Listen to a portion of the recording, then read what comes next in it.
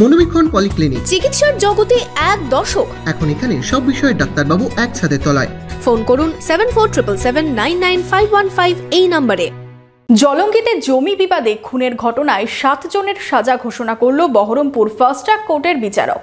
2013 সালের 31শে ডিসেম্বর খুন হন সিরাজ মণ্ডল। প্রায় 10 বছর পর সাজা ঘোষণা হলো 7 জনের মধ্যে একজন মহিলা। বহরমপুর শহরেই 4 star deluxe premium hotel with luxury and comfort golden retreat. এখানেই জেলার একমাত্র ডিস্কোথেক, আছে রেস্টুরেন্ট, লাউঞ্জ বার, অত্যাধুনিক gym, spa, swimming pool, club মেম্বারশিপের সুযোগ। বহরমপুর শিল্প তালুকে গোল্ডেন রিট্রিট। জলঙ্গির পাকুড়দিয়ার এলাকায় জমি বিবাদে এক ব্যক্তিকে খুনের ঘটনায় 7 জনের সাজা ঘোষণা করল বহরমপুর ফাস্ট ট্র্যাক কোর্ট। 2013 সালের 31শে জানুয়ারি জমি নিয়ে শরিকি বিবাদের জেরে সিরাজ মণ্ডলকে পিটিয়ে খুনের অভিযোগ ওঠে।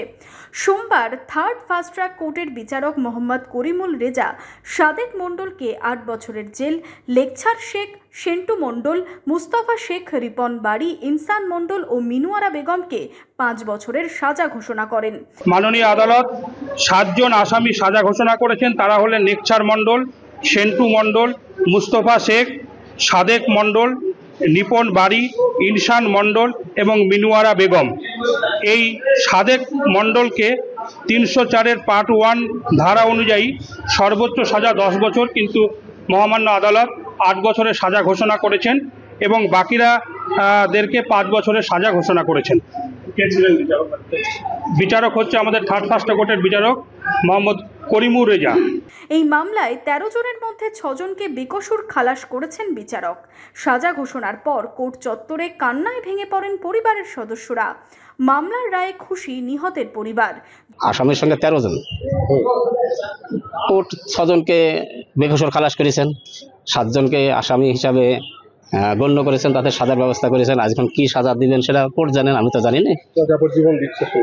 যাবজ্জীবন দিচ্ছে শুনলেন, তাহলে তাই হচ্ছে। আমি এখন রায় শুনে আসেন, অন্তত খুশি। হ্যাঁ, এইসব আমরা তো খুশি তো। তার কারণ আমার একটা ভাই মার্ডার হয়ে গেছে, সে সারা জীবনে চলে গেল, তার জন্য আগে দুঃখ প্রকাশ করব না যে লোকটা বেঁচে আছে তার জন্য দুঃখ প্রকাশ করব।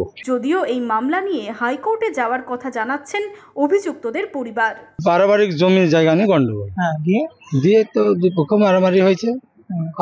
ভুলেন না, এই হচ্ছে ব্যাপার, অন্য কিছু। কয়জনকে ধরেছিলেন? 6 জনকে, এই 7 জনকে। শাস্তি দিল 5 বছরের 6 জন আর 8 বছরের 1 জন।